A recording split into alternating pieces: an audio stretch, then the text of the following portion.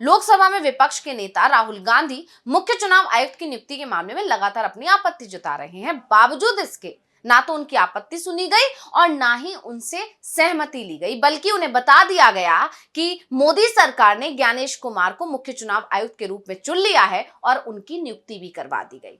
इसको लेकर राहुल गांधी ने बाकायदा असहमति नोट भी लिखा, यानी विपक्ष इस फैसले से खुश नहीं है। राहुल गांधी का साफ साफ कहना है कि जो संस्थाएं हैं उन्हें स्वतंत्र रहने देना चाहिए, लेकिन सरकार वहां पर अपना हस्तक्षेप कर रही है, अपनी मनमर्जी चला रही है और जो स्वतंत्र संस्थाएं हैं उन पर अपना कंट्रोल कर रही है। लेकिन चाहे विपक्ष कितनी भी आपत्ति जाहिर कर ले, कितना ही विरोध कर ले, सरकार तो अपनी मनमर्जी करने में लगी ही हुई है और इसी के चलते अभी सियासत गरमाई हुई है, सरकार पर सवाल उठ रहे हैं और ये कोई पहला मौका नहीं है, इससे पहले भी ऐसा होता रहा है। लेकिन इन सब के बीच बड़ा दिन था जब मामले की सुनवाई सुप्रीम कोर्ट में होनी थी। सभी की निगाहें सुप्रीम कोर्ट पर टकी हुई थी, लेकिन सुनवाई के दिन सरकार ने बड़ा खेल कर दिया। सरकार अब सुनवाई से भी भागने की कोशिश कर रही है। तो आखिर क्यों कहा जा रहा है ऐसा और क्या है सरकार की प्लानिंग, कैसे घिर गई सरकार, इन्हीं सवालों के जवाब जानने की करेंगे हम कोशिश। नमस्कार, मैं हूं अंशिता।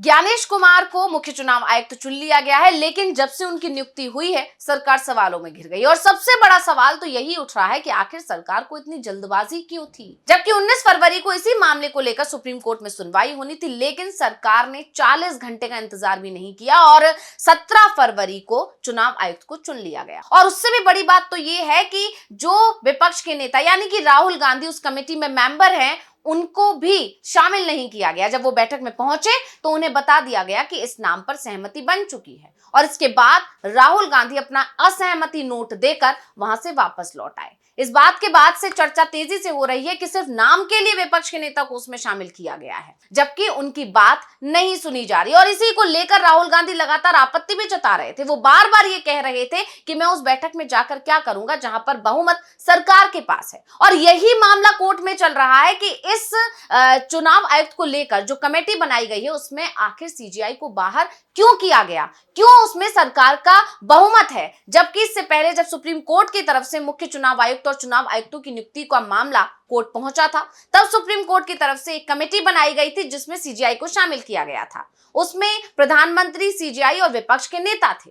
लेकिन बाद में मोदी सरकार एक कानून लाई और कानून लाकर जो ये कमेटी थी उसमें बदलाव करते हुए सीजीआई को बाहर किया, साथ ही उसमें एक कैबिनेट मंत्री को शामिल कर दिया गया, यानी सरकार का बहुमत हो गया। और यही मामला अब सुप्रीम कोर्ट में, और सुप्रीम कोर्ट में 19 फरवरी को सुनवाई होनी थी। सभी की निगाहें सुप्रीम कोर्ट पर टिकी हुई थी। हर किसी को इंतजार था कि चुनाव आयुक्त वाले मामले में जब सुप्रीम कोर्ट में सुनवाई होगी तो सुप्रीम कोर्ट उस पर क्या फैसला देगा, क्या निर्देश देगा, क्या सख्ती दिखाएगा, क्या सरकार को फटकार लगाएगा। तमाम सवाल उठे हुए थे क्योंकि सुप्रीम कोर्ट ने यह साफ कर दिया था कि 19 फरवरी को जब सुनवाई होगी, अगर उससे पहले सरकार चुनाव आयुक्त की नियुक्ति कर देती है तो इस पर भी सुप्रीम कोर्ट की नजर रहेगी। यानी सुप्रीम कोर्ट को लगता है कि सरकार ने जो ये फैसला लिया है ये मनमाना फैसला है, तो सुप्रीम कोर्ट उस फैसले में बदलाव भी कर सकता है, यानी सुप्रीम कोर्ट सरकार का फैसला पलट भी सकता है। लेकिन जैसे ही मामले में सुप्रीम कोर्ट में सुनवाई हो रही थी, बेंच के सामने ये मामला पहुंचा, वैसे ही सरकार की तरफ से पेश सॉलिसिटर जनरल तुषार मेहता ने कह दिया कि आज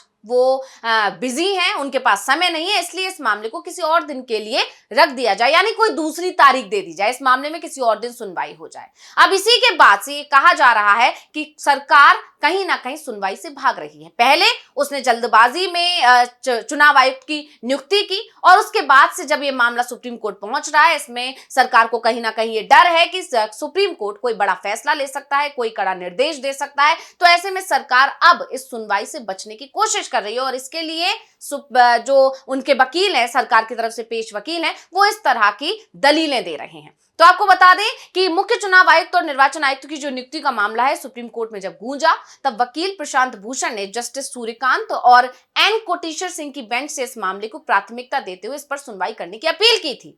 आपको याद होगा, बाकायदा प्रशांत भूषण ने एक याचिका लगाई थी और कहा था कि इस मामले को जल्द से जल्द सुना जाए क्योंकि ये मामला बेहद गंभीर है और इस मामले की गंभीरता को समझते हुए सुप्रीम कोर्ट ने आश्वासन भी दिया था कि वो इस पर विचार करेंगे, और हुआ भी वैसा ही। 19 फरवरी को सुबह इस मामले में सुनवाई शुरू हुई, लेकिन सुनवाई शुरू होते ही सरकार की तरफ से पेश वकील ने इसमें पेच फंसा दिया। सॉलिसिटर जनरल ने हस्तक्षेप किया और इसमें अब साफ समझ आ गया है कि सरकार अदालती प्रक्रिया को टालने की चालाकी कर रही है।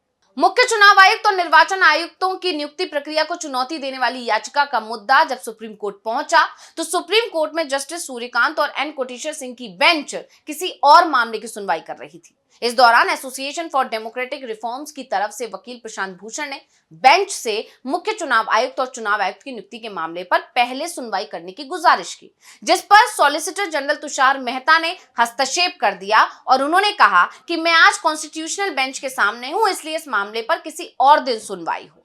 इस पर प्रशांत भूषण की तरफ से कहा गया कि मामले को सिर्फ इसलिए नहीं टाला जा सकता जबकि आपके पास 17 लॉ ऑफिसर्स हैं। अगर आप पेश नहीं हो सकते तो किसी और को आप अपनी जगह यहां पर भेज सकते हैं। इस पर सॉलिसिटर जनरल तुषार मेहता का बयान आया, इतना नीचे मत गिरिए। और इसके बाद जस्टिस सूर्यकांत ने सॉलिसिटर जनरल से कहा कि अगर आप फ्री हो तो बेंच को सूचित करें, वरना हम देखते हैं। अब इसके बाद से ही चर्चा इस बात की हो रही है कि सभी की निगाहें सुप्रीम कोर्ट की तरफ होती हैं कि सुप्रीम कोर्ट समय दे मामले को सुनवाई करने के लिए, जल्द से जल्द मामले में सुनवाई की जाए, जैसे कि प्रशांत भूषण ने भी किया था। जैसे ही चुनाव आयुक्त की नियुक्ति हुई, तुरंत प्रशांत भूषण ने सुप्रीम कोर्ट का रुख किया और एक नई याचिका लगाई और सुप्रीम कोर्ट से ये आग्रह किया कि इस मामले को जल्द से जल्द सुना जाए। लेकिन यहां मामला बिल्कुल उलट नजर आ रहा है। सुप्रीम कोर्ट को वकील से समय मांगना पड़ रहा है कि जब आपके पास समय हो तब हम इस मामले में सुनवाई करेंगे, और इसी के चलते सरकार घिर गई है। और आरोप सरकार पर सीधे सीधे यही लग रहे हैं कि कहीं ना कहीं मोदी सरकार इस मामले से भागने की कोशिश कर रही है और सुनवाई से भागने की कोशिश कर रही है। फिलहाल अब इस मामले में सुनवाई नहीं हो पाई और उसके बाद से देखना होगा कि कोर्ट कब इस मामले पर सुनवाई करता है। वैसे जिस तरह सॉलिसिटर जनरल तुषार मेहता ने किसी और दिन सुनवाई करने की दलील दी है, उससे एक बात जाहिर है कि सरकार अदालत में चालाकी दिखाने की कोशिश कर रही है ताकि मुख्य निर्वाचन आयुक्त की जो नियुक्ति है उस पर सवालों का सामना सरकार को ना करना पड़े या फिर कोर्ट की तरफ से कोई बड़ा फैसला ना दे दिया जाए। और वहीं कांग्रेस तो लगातार ही ये बात कह रही थी कि राहुल गांधी जब बैठक में पहुंचे उससे पहले ही नाम फाइनल हो चुका था, उनकी राय नहीं ली गई, इसलिए वो बैठक से वापस लौट आए। और इसके बाद राहुल गांधी ने भी बाकायदा एक ट्वीट किया था और इस नियुक्ति पर अपनी आपत्ति दर्ज की थी। उन्होंने अपने ट्वीट में लिखा था कि अगले चुनाव आयुक्त का चयन करने वाली समिति की बैठक के दौरान मैंने प्रधानमंत्री और गृह मंत्री को एक असहमति पत्र प्रस्तुत किया, जिसमें कहा गया था कि कार्यकारी हस्तक्षेप से मुक्त एक स्वतंत्र चुनाव आयोग का सबसे बुनियादी पहलू चुनाव आयुक्त और मुख्य चुनाव आयुक्त को चुनने की प्रक्रिया है। सर्वोच्च न्यायालय के आदेश का उल्लंघन करके और भारत के मुख्य न्यायाधीश को समिति से हटाकर मोदी सरकार ने हमारी चुनावी प्रक्रिया की अखंडता पर करोड़ों मतदाताओं की चिंताओं को और बढ़ा दिया है। विपक्ष के नेता के रूप में ये मेरा कर्तव्य है कि मैं बाबा साहेब आम्बेडकर और हमारे राष्ट्र के संस्थापक नेताओं के आदर्शों को कायम रखूं और सरकार को जवाबदेह ठहराऊं। प्रधानमंत्री और गृह मंत्री द्वारा नए मुख्य चुनाव आयुक्त का चयन करने का जो आधी रात को निर्णय लेना अपमानजनक और अशिष्टतापूर्ण है, जबकि समिति की संरचना और प्रक्रिया को सर्वोच्च न्यायालय में चुनौती दी जा रही है और इस पर 48 घंटे से भी कम समय में सुनवाई होनी है। यानी विपक्ष के नेता ने साफ साफ कहा था कि यह सरकार ने जल्दबाजी की है और सरकार का ऐसा करना कहीं ना कहीं अशिष्टतापूर्ण है, सरकार को ऐसा नहीं करना चाहिए था। जबकि इस जो कमेटी है, जिस कमेटी ने इस चुनाव आयुक्त का चयन किया है, उस कमेटी पर ही सवाल खड़े हो रखे हैं। ये कमेटी ही अभी कहीं ना कहीं विचाराधीन है और इस पर ही मामला सुप्रीम कोर्ट पहुंचा हुआ है। ऐसे में सरकार की तरफ से जल्दबाजी करना बहुत बड़ा मामला बनता दिखाई दे रहा है। वहीं यही नहीं, विपक्ष के नेता राहुल गांधी लगातार ये आरोप पहले भी लगाते रहे हैं कि सरकार संवैधानिक संस्थानों पर बीजेपी और आरएसएस के लोग कब्जा कर रहे हैं। देश में लोकतंत्र को दबाया जा रहा है और इस काम में सबसे अहम भूमिका देश का चुनाव आयोग भी निभा रहा है। आयोग स्वतंत्र नहीं है, वो बीजेपी के दबाव में काम कर रहा है और यही करने की कोशिश आगे भी की जा रही है। राजीव कुमार के बाद अब ज्ञानेश कुमार को क्योंकि कमान सौंपी गई है और इनको लेकर भी दावे यही किए जा रहे हैं कि कहीं ना कहीं ये भी सरकार के दबाव में ही काम करेंगे। विपक्ष की तरफ से लगातार ये बात दोहराई जाती है कि चुनाव आयोग की जिम्मेदारी लोकतंत्र की रक्षा करने की है, ना कि सरकार की चमचागिरी करने की। लेकिन इस समय तो उसका एक ही काम दिखाई दे रहा है कि वो किसी तरह से बीजेपी को चुनाव जितवाए। राहुल गांधी ने सरकार से सीईसी की नियुक्ति को तब तक स्थगित करने के लिए कहा था जब तक कि सुप्रीम कोर्ट नई नियुक्ति प्रक्रिया को चुनौती देने वाली याचिकाओं पर फैसला नहीं कर लेता, लेकिन सरकार ने नहीं सुनी और सरकार ने अपना मन मुताबिक फैसला राहुल गांधी को भी बता दिया। अब ये भी जान लेते हैं कि आखिर सुप्रीम कोर्ट में क्या मामला लंबित है। तो आपको बता दें कि 2 मार्च 2023 को सुप्रीम कोर्ट ने चुनाव आयुक्तों के सिलेक्शन पैनल को लेकर एक बड़ा फैसला सुनाया था। इससे पहले चुनाव आयुक्तों की नियुक्ति केंद्र सरकार जब चाहे तब कर लेती थी और अपनी मर्जी से चुनाव आयुक्त और मुख्य चुनाव आयुक्त चुन लेती थी। लेकिन सुप्रीम कोर्ट के संवैधानिक बेंच में जब यह मामला पहुंचा तो उनकी तरफ से जो सिलेक्शन पैनल बनाया गया था उसमें सीजीआई को शामिल करना जरूरी कर दिया गया था और इसी फैसले को सरकार की तरफ से पलट दिया गया था। यानी कहा जा सकता है कि लगातार ये देखने को मिल रहा है कि सुप्रीम कोर्ट और मोदी सरकार आमने सामने है। पहले सुप्रीम कोर्ट का फैसला मोदी सरकार ने बदल दिया, इसके बाद जब विपक्ष इस मामले को लेकर, नियुक्ति के मामले को लेकर जो पैनल बनाया गया इसको लेकर जब सुप्रीम कोर्ट पहुंचा और मामले में सुनवाई होने ही वाली थी, सभी की निगाहें टिकी हुई थी सुप्रीम कोर्ट के फैसले पर, तो ऐसे में सरकार की तरफ से जो वकील पेश हुए उन्होंने पूरी कहानी ही पलट कर रख दी। अब इस बात का इंतजार किया जा रहा है कि कब सॉलिसिटर जनरल तुषार मेहता के पास समय होगा और वो कोर्ट में समय की जानकारी देंगे, उसके हिसाब से मामले में सुनवाई की जाएगी। यानी बड़ी बात यह है कि प्रशांत भूषण चाहते थे कि मामले में सुनवाई जल्दी हो, जबकि सरकार की तरफ से जो वकील पेश हुए